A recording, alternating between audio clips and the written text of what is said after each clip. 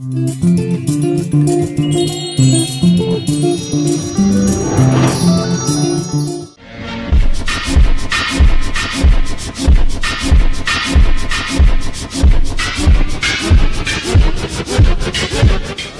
ايه؟ عايزين انترو لازم؟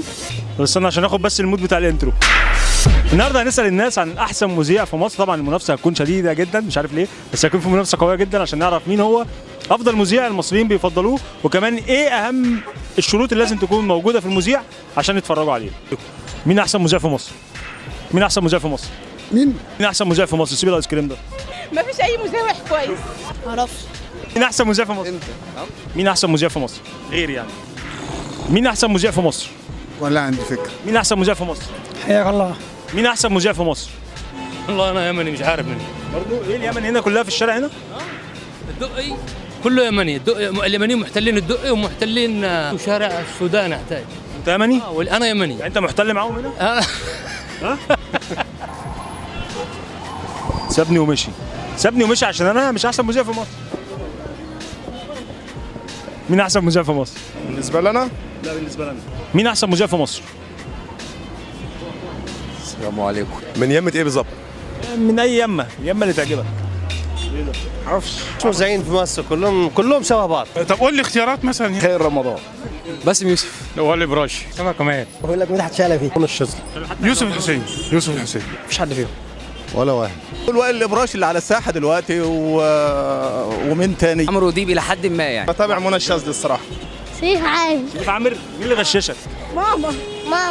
احمد شوبير. احمد شوبير؟ كلهم طفش. اكيد احمد موسى. مش رايح فين بالشاي ده؟ اللي طالع كده. لميس الحديدي يمكن مذيعة يعني مجتهدة. لا كلهم بيطبلوا. اول ما تحبسوا كلموني بقى، انتوا هتروحوا في داهيه. مين احسن مذيع في مصر؟ عيسى. ابراهيم عيسى؟ طب ايه اكتر صفه مهمه في المذيع؟ ايه؟ اكتر صفه لازم تكون موجوده في المذيع؟ صادق يعني صادق. مدحت شلبي. مدحت شلبي. الله الله الله. الله الله. عمرو اديب.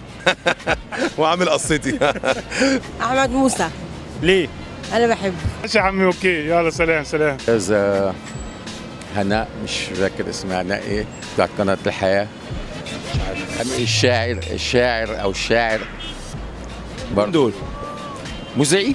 والله بقالي فترة يعني كتير كلهم حلوين. مفيش والله حد في بالي يعني كلهم سيئين جدا. مفيش حد كويس خالص؟ كلهم بيدلسوا. تابعش التلفزيون.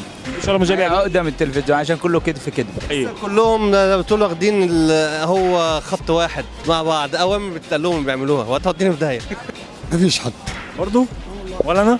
ولا انت نعرفك. يعني ايه الصفه المهمه جدا في المذيع عشان تقعد تسمعه؟ او الصفه اللي ممكن تخليك ما تسمعوش؟ والله كلهم ما يسمعوش برضه في الاخر.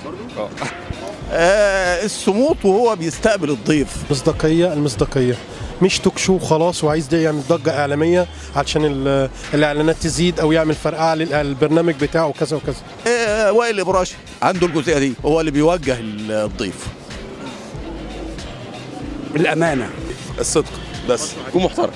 صح محترم مفيش حاجة تانية. انت جاي هنا ما تسند بس. أنا جاي كل حرج. الصدق والامانه. احنا بقينا في وقت ما بقاش في حد بيقول الصراحة. كل واحد على لونه. فعلا لازم يبقى في جراءه ويكون صريح. ونحاول نبطل شويه كده نتكلم في السياسه. والأمانة والصراحة. الصدق والامانه والصراحه، احنا هنخش الجنه. بتاع ربنا. مصداقيه. في مذيع في مصر عنده مصداقيه؟ ولا واحد. هو لازم يجيب الموضوع يقدمه بصوره صادقه في الحوار. عارف الحوار اللي هيدور او ايه اللي هيقدمه.